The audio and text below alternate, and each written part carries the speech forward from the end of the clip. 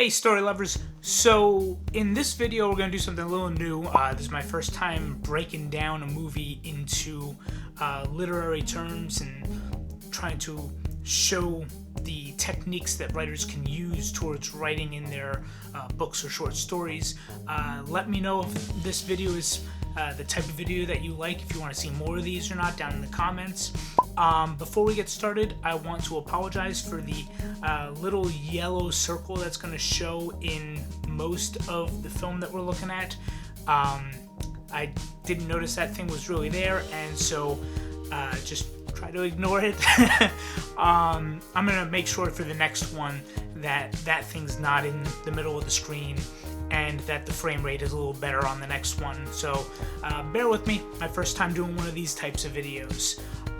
Without further ado, let's take a look at The Shining and see what literary techniques we can use from this masterpiece of horror.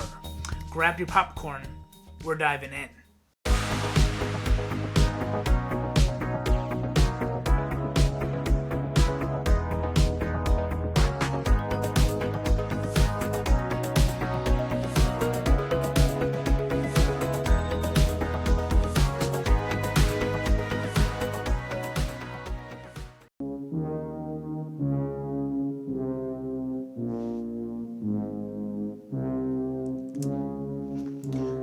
So one of the things that I'm seeing here is, this opening image. It's important for writers to establish that opening shot, whether it's in a movie or it's in a book. What image do you want to put into the reader's mind as they're starting their journey into this story? Because that image is going to lay the groundwork for what they are expecting to get themselves into. So here we have isolation is being installed as the opening image of this story. We see, there's no real people around. You got this one lone car driving along this road, lots of trees and wilderness, and nothing around in the sense of people that can actually interact with the characters. So that's the image that this story is going with, opening in. Mr. Ullman? Yes? I'm Jack Torrance. Oh, well, come on in, Jack. Very nice to meet you. Nice to meet you, Mr. Ullman. This is my secretary, Susie. Hello. What I'm picking up here for something that writers want to be looking at is focusing on setting. So if you focus in this scene, you have a lot of little details. Now in a movie, you can show all the details to the audience without really having to worry about the story focusing on them. So you got these plants that are hanging over the top of the wall shelf. You have a map that's over on the left. You have a clock on the wall. You have different types of awards. You have that transistor radio, the desk with all these little knickknacks on it, 2 comfy chairs. Now, when you're writing your book, all of these details should be in your mind while you're going into the writing process. But not all of that is going to make it on the page. If you start flooding the page with all these little details, you're going to run into some issues when the reader is trying to remember all of this stuff. So what you should focus on is what stands out and what matters. So what matters to the character and what stands out to the character, and what should the reader be paying attention to. That's what you should be calling to the page when you're describing a setting. What about Tony? He's looking forward to the hotel, I bet. Hi, Mr. Torrance. Now, come on, Tony. Don't be silly. I don't want to go there, Mrs. Torrance. Well, how come you don't want to go? So, this might be an unpopular opinion, but I honestly really don't like the acting job of Danny in this movie. I think the whole Tony voice and the finger thing, I think that's kind of stupid. But, that could just be my opinion on it. Others might disagree. What I want to point out here is the introduction of trouble. So here we have the father who's off on a job interview, and then at home, his family, the mother is talking to the child, and the child is very clearly against going to the hotel. And it's introduced in a way of strange conflict. There's, this weird behavioral thing that's introduced as we're introduced to the idea that, he really doesn't want to go there. And so this is just sort of nicely smoothing in the element of trouble. And as the story goes on, we're going to see how that trouble manifests. Because for some people, solitude and isolation can of itself become a problem. Not for me. So, and excuse me if I look at my notes. I got a lot of notes on to look at. But something that can really be beneficial to a writer is having different body tics that a character does to sort of betray what they really think or feel versus what they're saying. So, sure, Jack is saying, and I'm gonna look at my notes real quick. Jack is saying, "Not for me. This isn't an issue," but he's also clearing his throat and looking away from the person he's talking to as he's saying this. These are very clear, distinct things that say, you know what, this isn't actually true for him. So obviously in a movie we can see that happening. On the other hand, when you're writing your book, you're going to have to show these actions happening in the narrative outside of the dialogue. I don't suppose they told you anything in Denver about the tragedy we had up here during the winter of 1970? I don't believe they did. Well, my predecessor. So this is very important. On the surface, it seems like it's a very simple, the camera pans over to the other character that's in the room, not really doing any talking. What's important here is to reinforce this idea that writers should be letting the readers know that, hey, there are other characters in the room. So what I see happen a lot of the times with beginning writers is that they'll have 2 characters talking or 3 characters talking, and they sort of build this floating head syndrome where all the reader's able to really see are these 2 talking heads in a conversation, and everything else around them is sort of gone into this clear void. So it's important to make the reader remember, yes, there are other characters in here. The other characters are doing things, even if it's just sitting there and paying attention.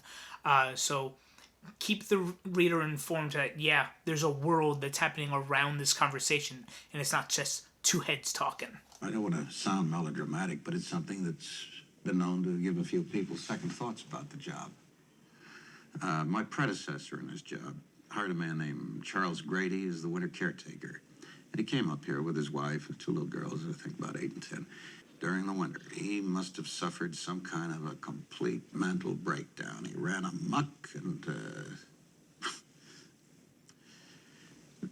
he killed his family with an axe. Well, that is quite a story. So a common trope in horror is for there to be a weary warning for the character. Somebody gives them a warning that, hey, there could be a lot of trouble if you go down this path, and the character has to choose to go down the path anyway, which begins their inevitable impending doom. Tony, do you think Dad'll get the job? He already did. He's gonna phone Wendy up in a few minutes to tell her.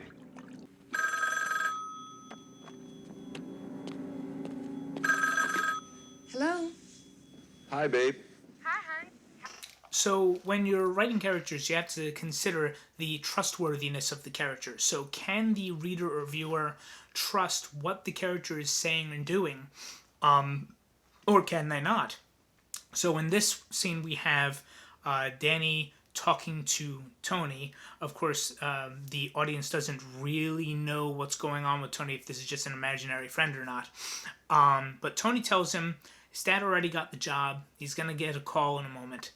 and then we see the call happening and the dad saying, yes, he got a job. So this lets the audience know, yes, you know what? Tony is a reliable source of information and not just a figment of Danny's imagination, which helps to build up the supernatural element of the story. It's a beautiful place. You and Danny are gonna love it.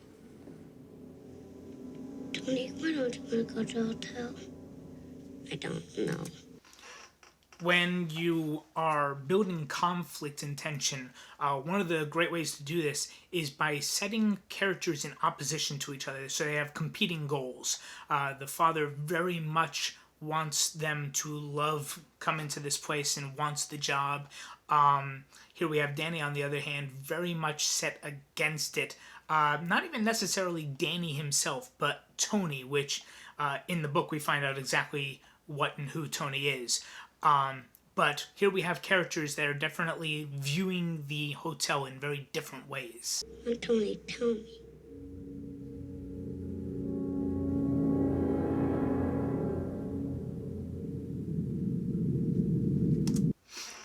So here we are very clearly in a limited, omniscient point of view. The story follows different characters at different times, lending to the omniscience of the narrator. In the book, it's a little bit more towards a limitless, omniscient point of view, meaning it's able to really dip in wherever it wants to. In the movie, on the other hand, we really only get inside the mind of Danny. So it's more limited, where it's only able to really get into his mental point of view, but it's able to follow different characters. Been drinking, and he came home about 3 hours late. So he wasn't exactly in the greatest mood that night. On this particular occasion, my husband just used too much strength, and he injured Danny's arm. So this is dealing with conflict. Jack was very clearly a danger to Danny in the past, has a drinking problem, and these things are going to play a role as the story continues. So when you're writing, consider what are the things that are going to cause conflict. How can you set them up in the beginning or the opening act of the story, and how are they going to play out as the story progresses to its climax? Don't worry, Mom. I know all about cannibalism. I saw it on TV. See? It's okay. You saw it on the television. So this is the first instance of familial conflict or tension. The characters here are going to be placed into isolation in the story, and before that sets in, it's important to lay the groundwork for distrust and pointing the finger. So here we have Jack blaming Wendy for their child's seeing these things on the TV, and it seems very simple, very subtle, but this pointing the finger is going to play a huge role later on as the story progresses, as the paranoia sets in and the distrust really starts to build. Oh, well, they're really gorgeous. As a matter of fact, this is probably the most gorgeous hotel I've ever seen. Oh, this whole place has had an illustrious past. In its heyday, it was one of the stopping places for the jet set. So, this is a great example of summarized action. The narrative is focused on the characters, their conversation, what they're doing, and it's just very briefly summarizing everything that's happening around them. The workers are cleaning up for the day and getting everything set for the long winter. It's not really focusing on all of those details because that would slow down the pacing. When you're writing your story, it's important to take those small details that don't really have a huge impact but should be mentioned and just summarize them briefly, weave them in as you go while keeping your focus on what the characters are actually doing.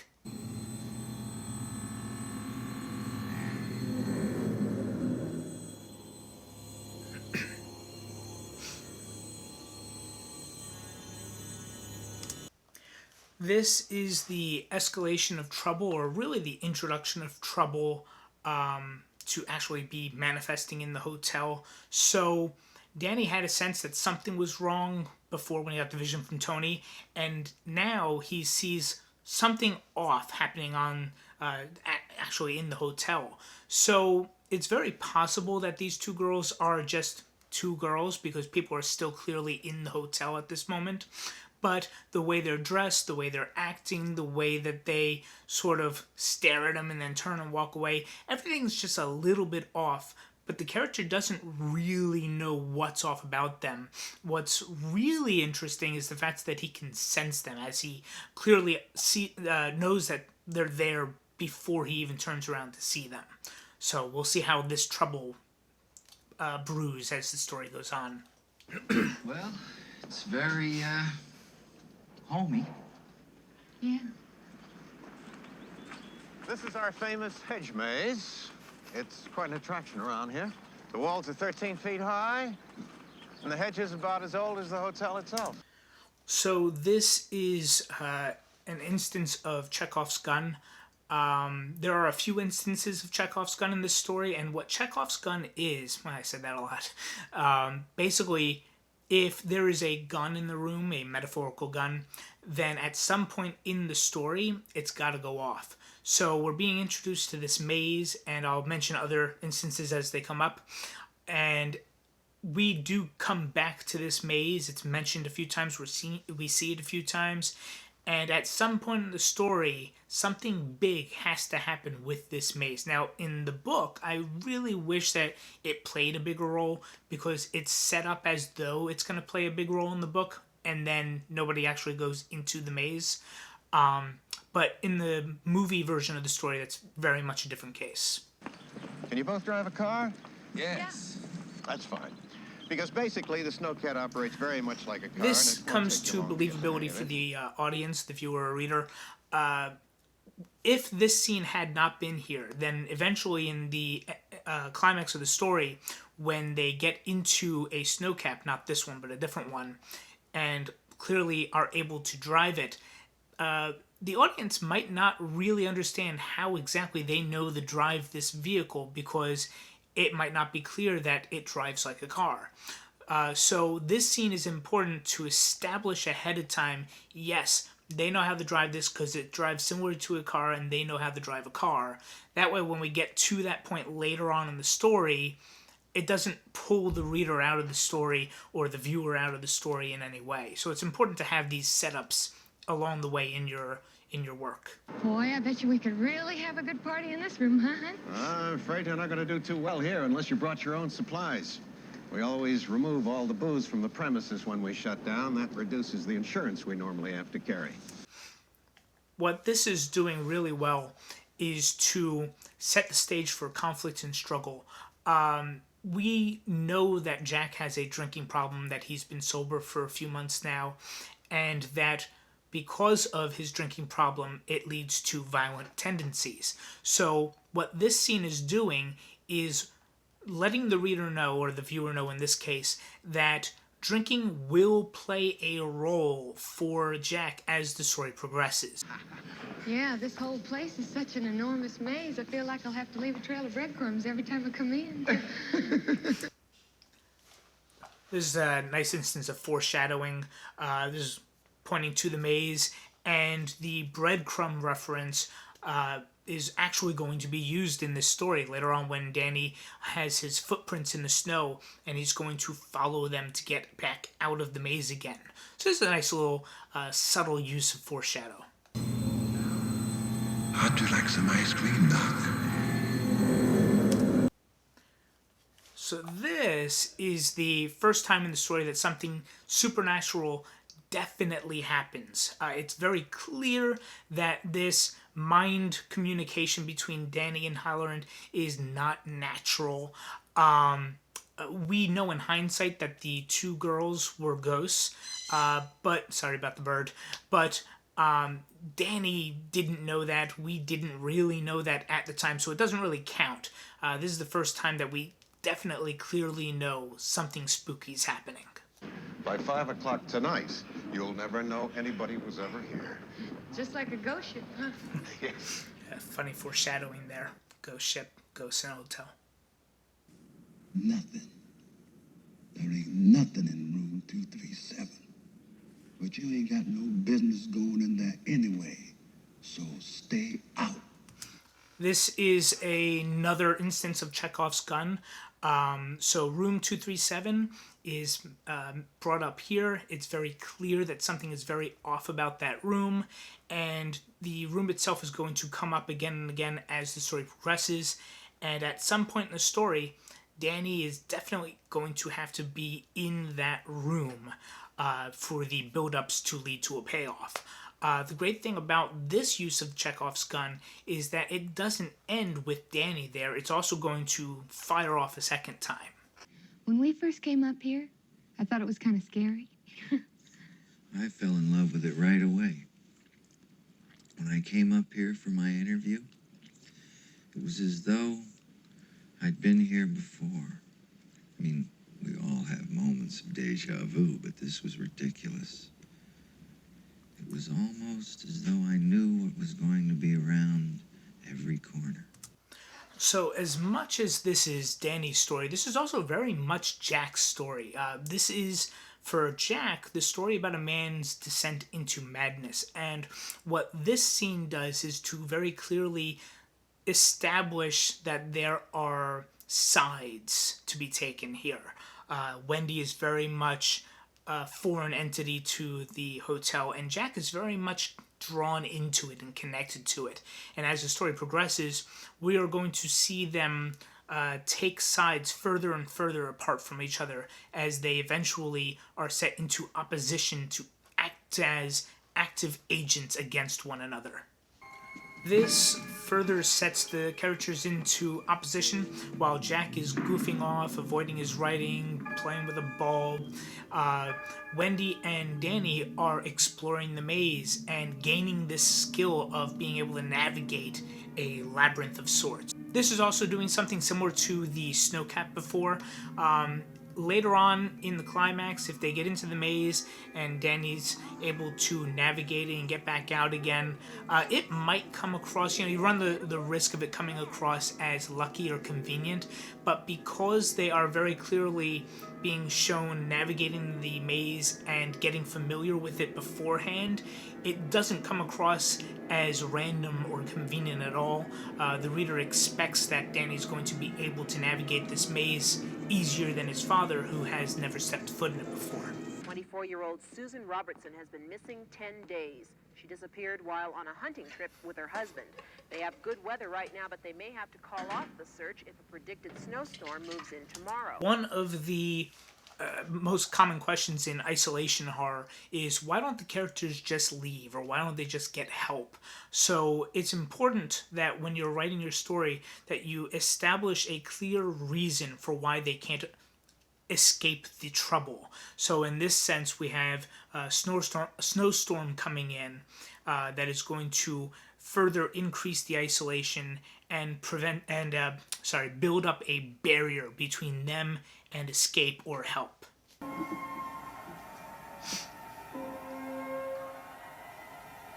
So this is a reminder of Chekhov's gun for room 237. This is going to help remind the reader that yes, at some point this gun is going to go off, and it also helps to build tension and create a sense of unease for the characters and the viewer or reader.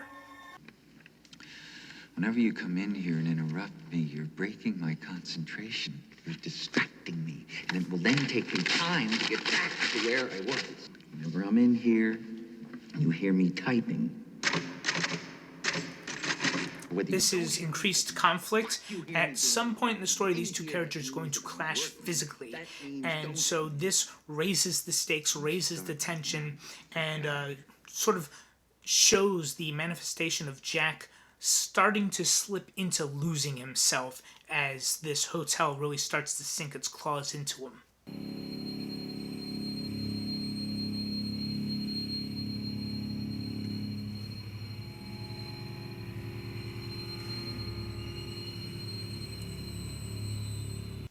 Speaking of madness, this is the first time that we see Jack really physically affected by the hotel. Sorry for the bird again. What's important about writing scenes is that you have to consider how a character changes throughout the scene and between scenes. So they should be different by the end of one scene than they were at the end of the previous scene. If they're the same at the end of scene 2 as they were at the end of scene 1, then something's wrong. They should be progressing in their character arc and growth and change, whether that's towards good or bad. Are the lines down by any chance? Over. Yes, quite a few of them are down due to the storm. So if you are writing an isolation story, it's important to periodically remind the viewer or reader that they are in fact isolated, and to do so in a way that raises the stakes and tension as you go. So before we were told that the snowstorm is coming in. Now we're reminded of that, but oh no, the phone lines are also down, so no help is coming. So this helps to just progress the trouble. Come and play with us, Stanley. Forever and ever. Poor Danny. So when you are writing something like Ghost, it's important to consider how they are interacting with the characters of your story. Are they physically interacting? Are they just visions? Are they moving little papers around? You know, what is it that they're actually doing, and what are they trying to accomplish? So the ghosts in this hotel, as we learn throughout the story, are very much trying to assimilate Danny into their ghostly collective, and using Jack to accomplish those means. What doesn't make sense if you just think about that is this vision of the girls dead on the floor. It's like, why would they show him that if they're trying to assimilate him? But then we think about Tony and Tony's vision of warning earlier back at home. And so I think that, and actually I think we find out clearly, if I'm not mistaken, that these are visions Tony is showing Danny to tell him, you know what, this is what they really are. Don't trust them. I wish we could stay here forever and ever, ever. So we had hints earlier that Jack was siding with the hotel, but now we definitely know that the hotel has really got its claws on him.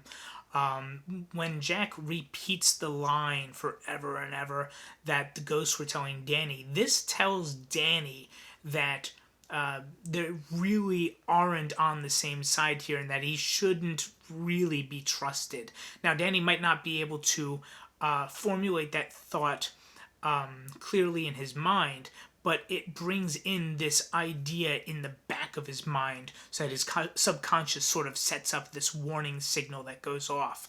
More than that, it lets the reader know that yes, there is some big trouble here. So even if the character isn't aware of the sides taking place, the reader does. And that makes the reader scared and worried for the character. Did your mother ever say that to you? That I would hurt you? No, Dad. You sure? This is a good example of showing versus telling. Instead of telling the viewer or reader that one character doesn't trust another character, here we have Jack questioning in dialogue what the mother has said or done, and then also questioning whether or not Danny is answering him truthfully. So this really builds up the distrust in a way that we can physically see. Mom, are you in there? No, Danny, don't do it. Well, I dreamed that I killed you and Danny. But I didn't just kill you. I cut you up into little pieces. This is nice foreshadowing. So one of the things that I liked better about the book was that the hotel, or the entity of the hotel, was very clearly possessing Jack. But this is a really good way to demonstrate to the viewer or listener, to the viewer or reader, that the hotel is definitely affecting and seeping into Jack on a more mental level than it was before. You son of a bitch! You did this to him! Didn't you? How could you? So there's a lot to unpack here, so forgive me if I have to check my references. This is the moment that wedges in between Jack and Wendy. From this moment on, they are going to continue this battle over control of Danny, so to speak. This is also the consequence of Chekhov's gun firing. So we know that Danny went into room 237, and this is the consequence of that. What's great about this gun is it fires twice. We're going to see that later on. Another thing that happens here is that the audience is very much aware of what's sort of happening behind the scenes. The audience knows Jack did not do this, but the characters don't know this. So what's fun about this is when you're writing a story, sometimes it's fun to let the reader in on things that the characters aren't privy to. And so this sort of makes it so that the reader or viewer in this case is in on a secret. And part of the fun is trying to figure out when are the characters also going to be made aware of this secret. So there's action and reaction in stories. Whenever an action happens, the character reacts, and it's important to consider that how the character acts should be natural for that character. So for example, Jack has a drinking problem. He's been sober for about 5 months at this point, and when the worst thing possible happens to him, he's falsely accused by his wife of hurting his child. Where does he go to? The bar. He goes to the bar, whether it's dry or has alcohol in it. That's his escape.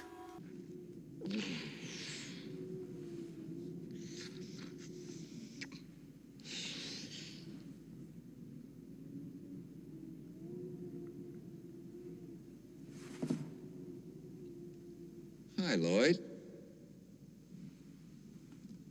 This is another moment of the reader or viewer being aware of something that the character's not aware of. So Jack thinks that this is how, in his mind, we know that the bartender is a ghost and that the drinks are, really taking a play in here. But he doesn't know that. When Wendy comes in a little bit, all the drinks are gone. The ghost is gone, and so it really sort of plays with the idea of, is this in Jack's head? But we know this is a ghost story, so we know something really off is happening.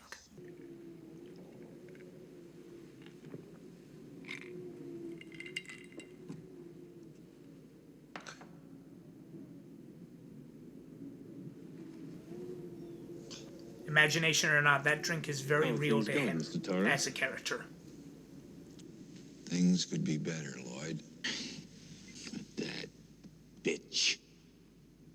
As long as I live, she'll never let me forget what happened. So with dialogue, when you have powerful moments in dialogue, it's important that the characters continue to speak the way they speak. They shouldn't speak out of character because then you're going to feel the writer's hand in those moments. And so a character speaking the way he speaks, even in a powerful moment, is exactly what we get here. Airports are shut down, stranding thousands of passengers. Highways are blocked by snowdrifts. Railroad tracks are frozen.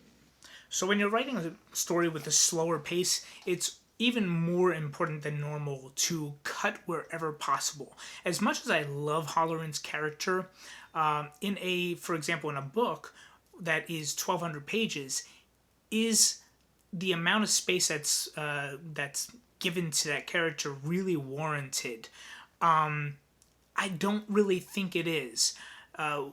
He's an important character, but not to warrant many pages to be given to him.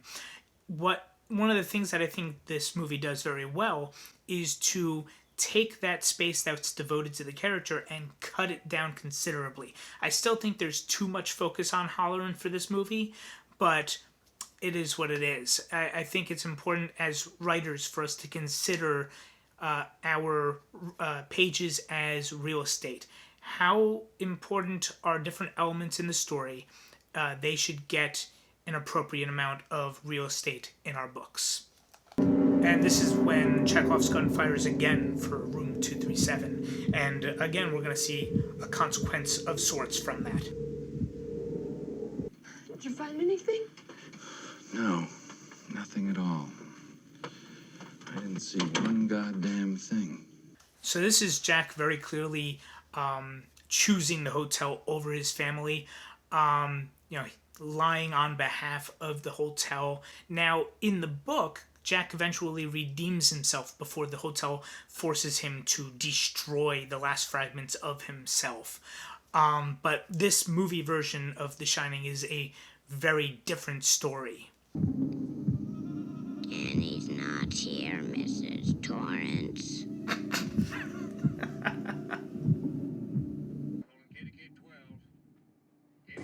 So this is the point of no return for Jack's plotline.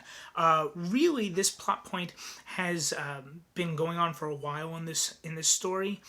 It started back when he took that first sip of whiskey, and that plot point has been carrying through until this moment, where it manifests in him taking physical action as an active agent against his family to sabotage their means of communication and their means of escape.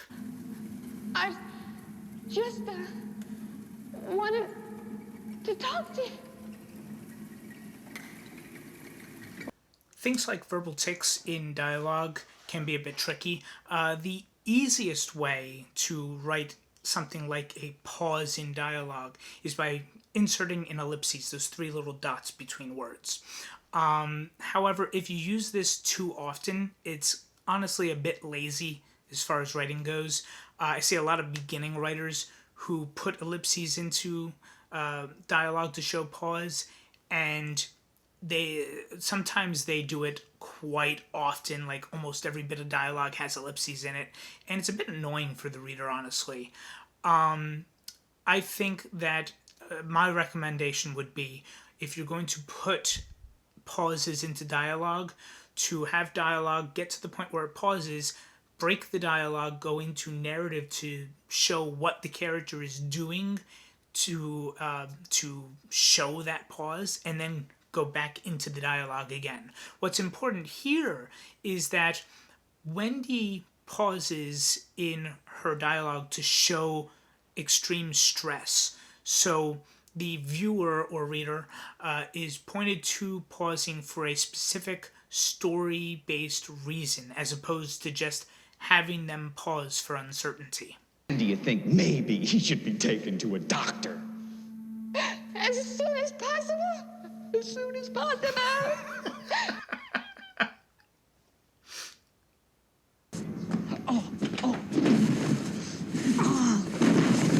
So in your stories, it's important to consider continuity.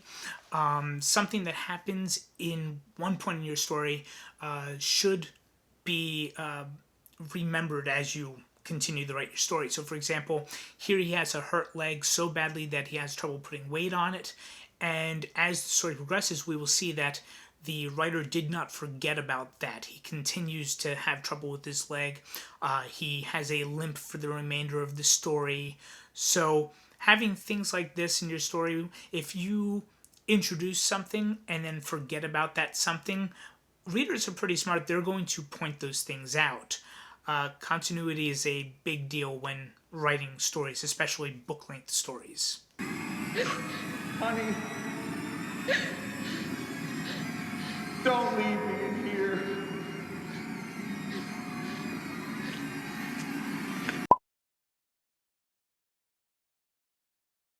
So this is internal conflict. This is a character who's clearly conflicted.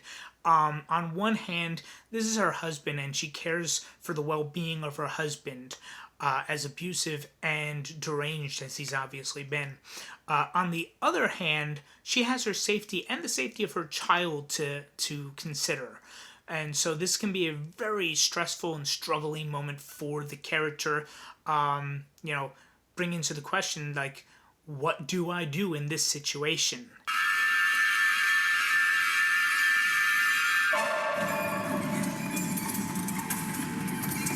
So this is raising the stakes. As we get closer to Wendy's all is lost plot point, it's important to bring in details like the sabotage snowcap and transistor radio, so that the feeling of hopelessness naturally grows for both the character and the reader. It's Grady, Mr. Torrance. Delbert Grady.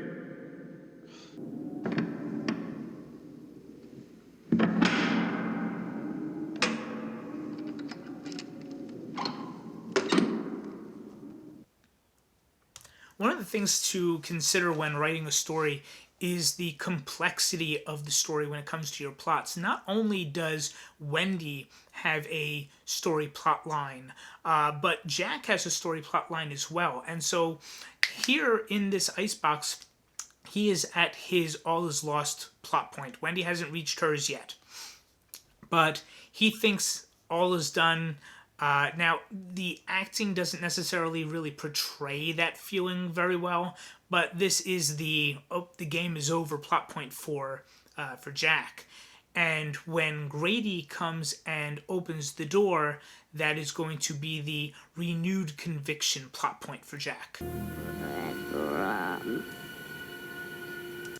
So this is a point of pacing. Now, 2 minutes might not seem like a long time, but 2 minutes of non-stop monotonous red rum, red rum, red rum, red rum can get incredibly annoying and tiresome for your viewer or reader.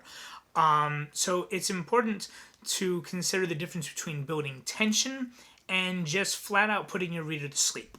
Red rum. Red rum! Red rum! Red rum! Red rum! Stop it! Red rum! Red rum! Red rum!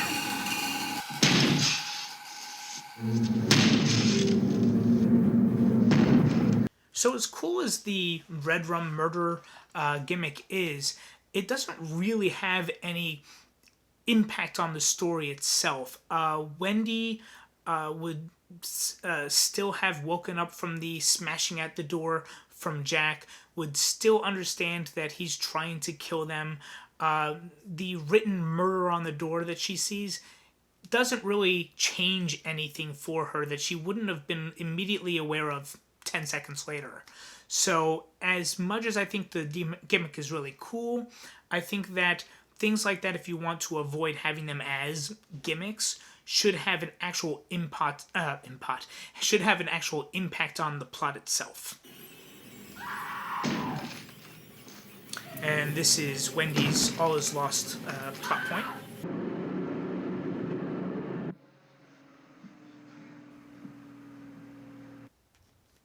And Wendy's renewed conviction plot point.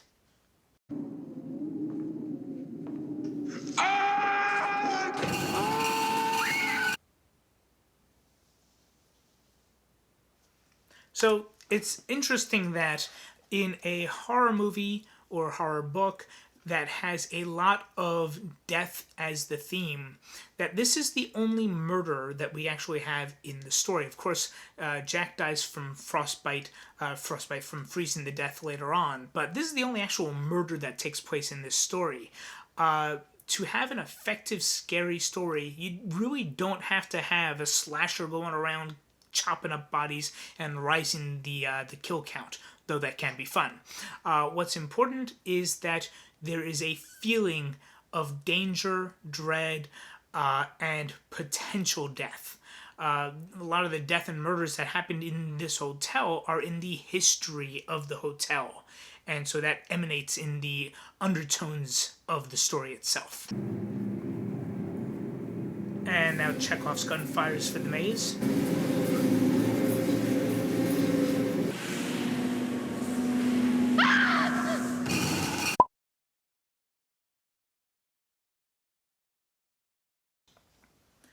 When writing scenes, keep perspective of characters in mind. In this point here, how did Wendy know that something was behind her? She screamed and was startled by the ghost behind her before she even looked back to see the ghost.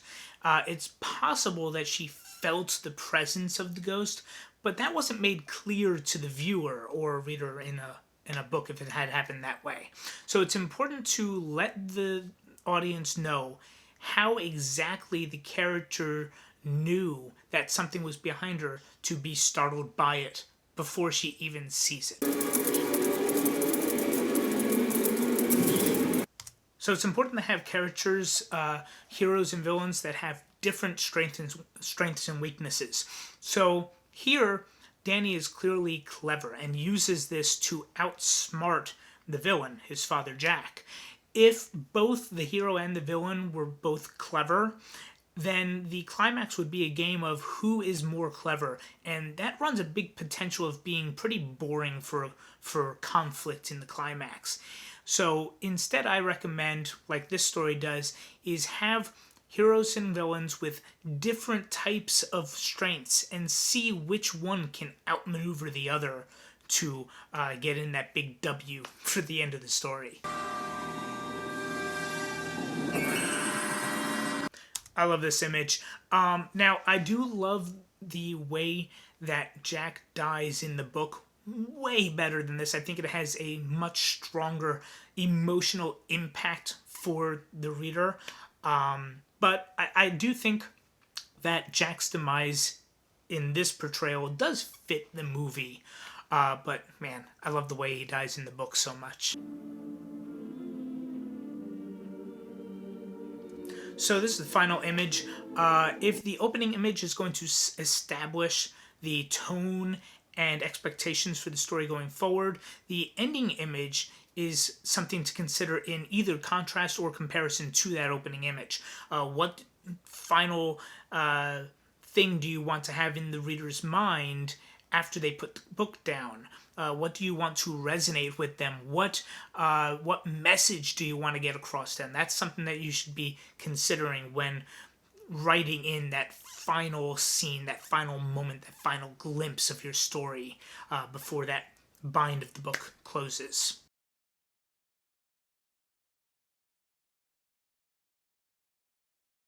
So I hope you enjoyed this video. If you did, leave a like and a share. Subscribe to the channel, ring the bell, and I will see you next time, story lovers. Bye.